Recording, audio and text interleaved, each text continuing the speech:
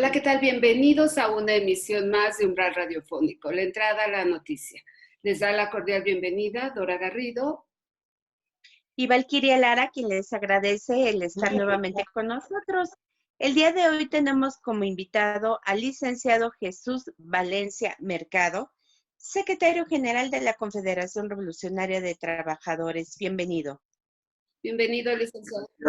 Gracias, buenas tardes. Gracias, Dora, Valquiria. Buenas tardes. Gracias. El día de hoy nos gustaría que nos platicara un poco sobre el Centro Federal de Conciliación y Registro Laboral. Se dice que fue por presión de Canadá y Estados Unidos para la firma del TECMEC que se creó este centro. ¿Qué tan cierto es o esto ya estaba dentro de la propuesta de modificación a la Ley Federal del Trabajo? Bueno, la presión que se dio por parte de Estados Unidos, principalmente, y también de Canadá, fue una presión más reciente a partir de 2016, pero en realidad ya la recomendación estaba para el gobierno federal mexicano desde el año 2014 y 2015 más o menos. Se venían ya realizando sugerencias, insistencias de organismos internacionales como la Organización Internacional del Trabajo para que el gobierno mexicano hiciera adecuaciones a la Ley Federal del Trabajo. Esta insistencia, estas sugerencias desembocaron en la reforma constitucional que fue aprobada el 24 de febrero de 2017, la reforma constitucional del artículo 123 y del artículo 107 constitucionales. Estas son las reformas que hubo. Desde ese momento se acordaron lineamientos generales para una futura reforma a la Ley Federal del Trabajo, cosa que ya no se realizó en el gobierno de Enrique Peña Nieto. Se hizo la reforma constitucional en ese periodo, en 2017 fue aprobada, pero ya la Ley Federal del Trabajo, que recoge esos lineamientos a la reforma constitucional de 2017, se vino a dar en la reforma que fue aprobada ya en el gobierno de Andrés Manuel López Obrador, del licenciado Andrés Manuel López Obrador, ahora en el 1 de mayo de 2019, es decir, el año pasado, que fue la reforma que pudimos ver. Sin embargo, es cierto que a pesar de estas sugerencias que ya había y de los pasos que había dado el gobierno mexicano para que se pudieran aprobar estos lineamientos, de todas maneras, pues cuando llegó como candidato a la presidencia de Estados Unidos para la elección anterior, cuando llegó Donald Trump, resulta que el señor pues tomó en sus manos las declaraciones y las presiones para exigir que el gobierno mexicano culminara esa reforma laboral. Y por eso mismo en su campaña lo dijo varias veces, que si no había una reforma laboral que satisfaciera los planteamientos que ya se habían hecho de democratización, de la elección de los sindicatos y de los dirigentes sindicales y de los contratos colectivos, que definitivamente Estados Unidos no aprobaría el Tratado de Libre Comercio. En eso consistieron las presiones. Y bueno, esto se vino a dar todavía de una manera más drástica, más fuerte, a partir de que se convierte en presidente de Estados Unidos Donald Trump.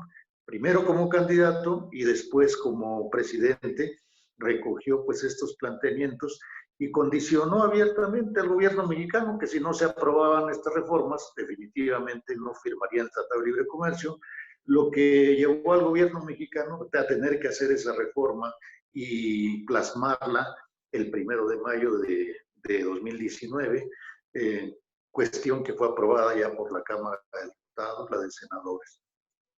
Bien.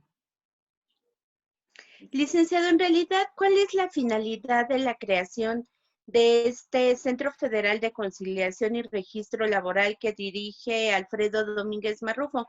¿Se cree que realmente habrá más libertad para los trabajadores en el momento del proceso de las votaciones para elegir comités ejecutivos? ¿Cuál es la realidad de este centro? Bueno, creo yo que efectivamente se están dando pasos para que se cumpla con estos planteamientos centrales que están en la base de la creación del Centro Federal de Conciliación y Registro.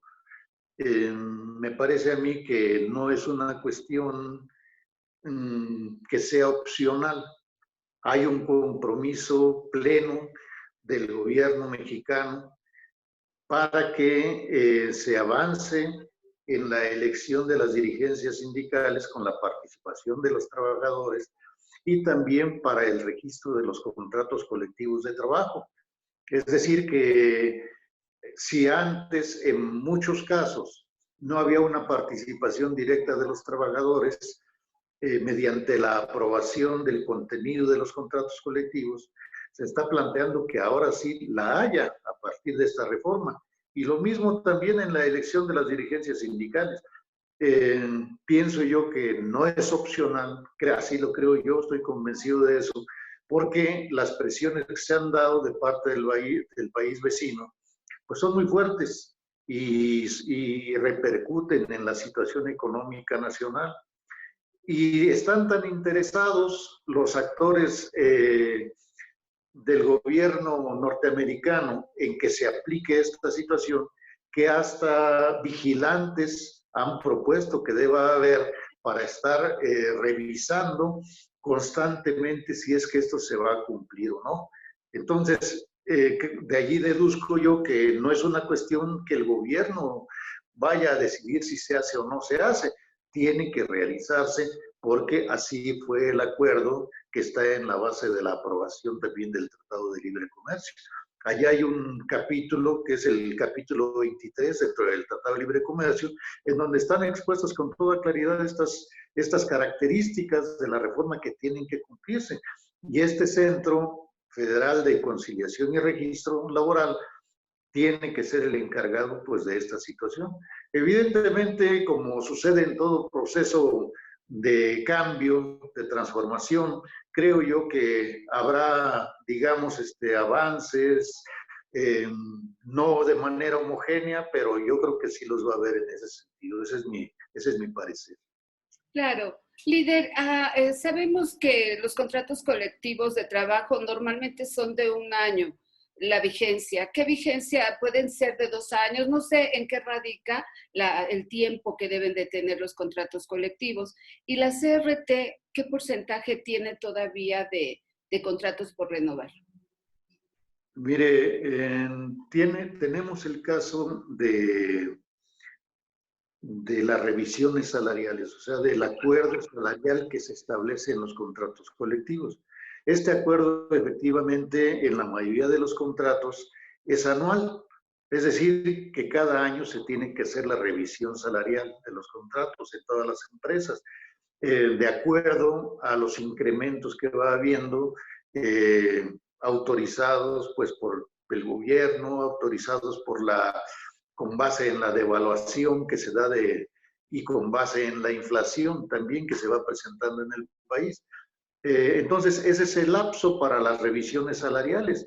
Todo sindicato tiene el derecho de estar pendiente y de solicitar que se haga esta revisión salarial año con año. Y ya para lo que se refiere al clausulado de los contratos colectivos, es decir, donde se revisen otro tipo de prestaciones como vacaciones, como aguinaldo, como días de descanso obligatorio, etcétera, otra serie de prestaciones laborales, de beneficios para los trabajadores, esto sí se realiza cada 2 años. Entonces, es bianual la vigencia del clausulado de todos los contratos colectivos de trabajo, y también en ese momento el sindicato tiene el derecho de solicitar esta revisión, pues realizando el emplazamiento por revisión contractual. Entonces, esta es la situación general que se presenta. Ya en relación con el registro de los contratos colectivos, la CRT ha avanzado pues bastante, principalmente en las entidades en las cuales ya se está solicitando que se vaya aplicando esta reforma, que fueron 10 entidades de manera inicial y que entraron a partir del 1 de octubre de este año, en donde está el Estado de México, en donde están otras entidades, tales como Hidalgo, Guanajuato, Durango, Zacatecas, Tlaxcala, Chiapas, Tabasco. En estos lugares nosotros hemos podido avanzar alrededor de un 60-70% del registro de los contratos que tenemos nosotros como confederación. Y bueno, nos faltan algunos todavía. En realidad se tiene un poco más de margen, pero ya lo están solicitando las autoridades y pues tenemos que acatar lo que vayan señalando las autoridades del trabajo. Licenciado, ¿los centros de conciliación locales qué función van a tener? Pues van a recibir los contratos colectivos, los tienen que registrar y aparte de eso también tienen que estar pendientes pues de que se aplique lo que está señalando la reforma a la ley, que en los contratos colectivos, en su firma, en su aprobación, participen los trabajadores y también en lo que se refiere a la elección de las dirigencias sindicales. Claro, señor, en esta época de pandemia, digamos, ¿qué tan difícil se les ha hecho el poder estar pues con los trabajadores para la renovación, el registro de estos contratos colectivos y qué reacción han tenido ellos? Bueno, mire, ustedes, yo en varios casos pues no se ha podido hacer las reuniones presenciales, pues, prácticamente en la mayoría por las normas de confinamiento que se han planteado.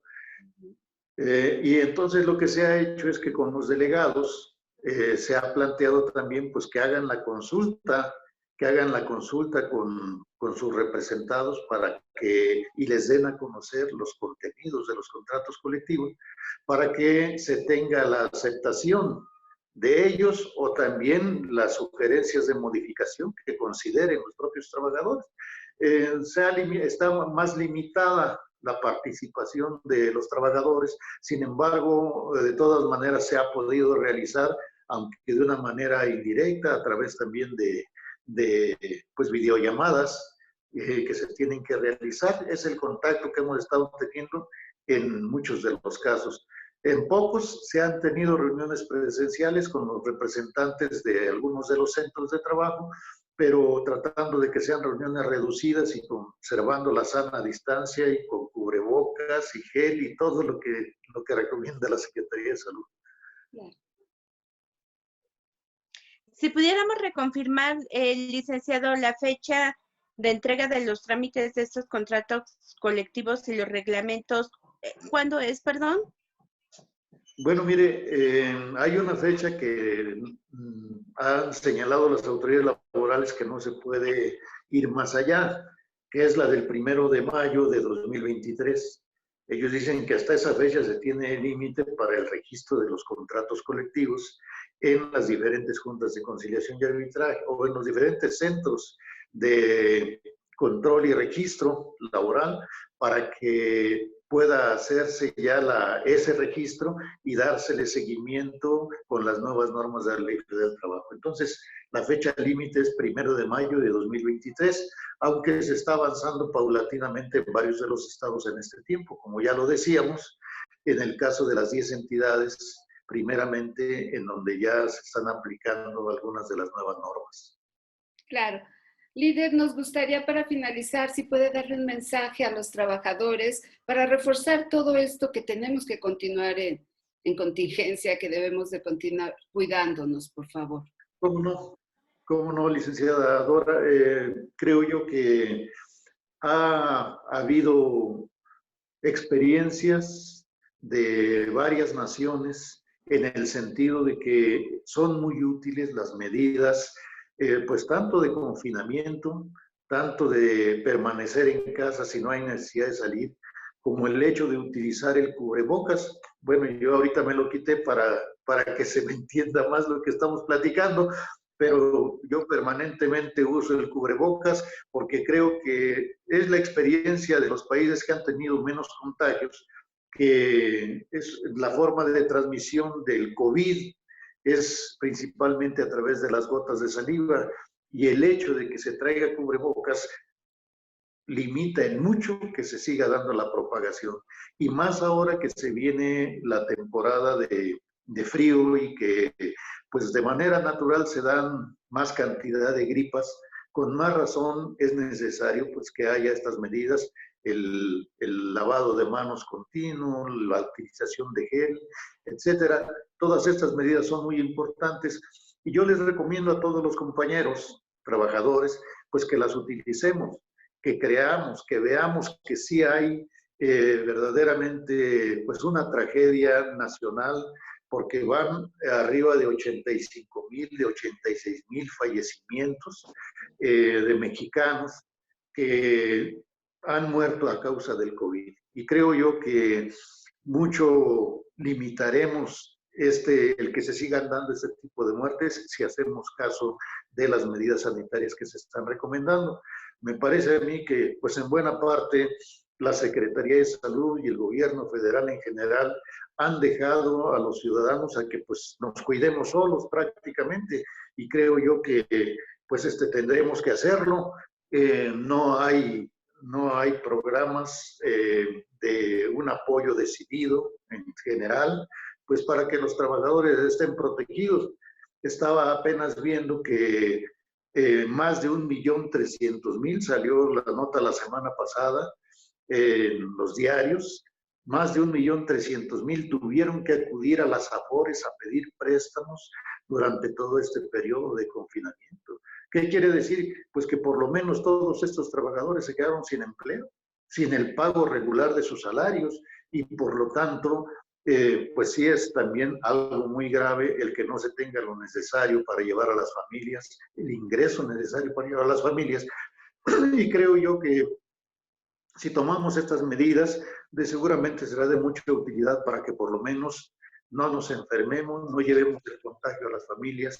Y mi recomendación es esa, que todos los trabajadores hagamos lo posible por tomar esas medidas de sanidad necesarias para evitar la cadena de contagio.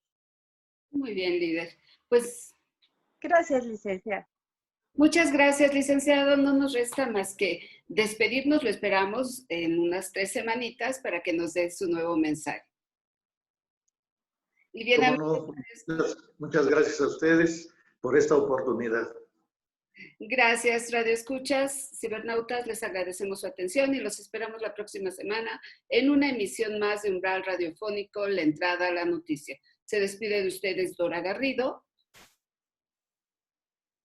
Y Valquiria Lara, quien les agradece el estar nuevamente con nosotros. Hasta la próxima. Listo.